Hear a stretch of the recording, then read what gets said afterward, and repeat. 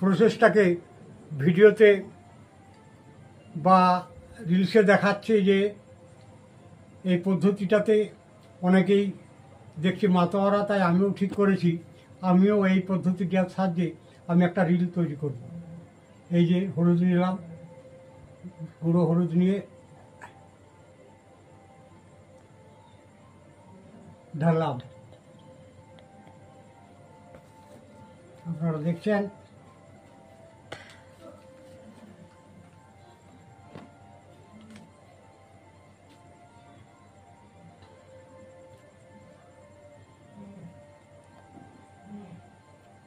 এবার ভাবছি আর একটা আলাদা কালার দেবো, লাল কালার, দেখুন কেমন লাগে।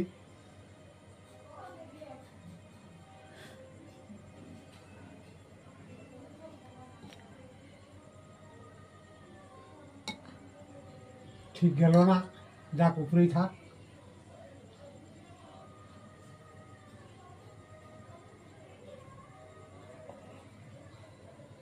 কেমন লাগলো অবশ্যই কমেন্ট করে জানাবেন।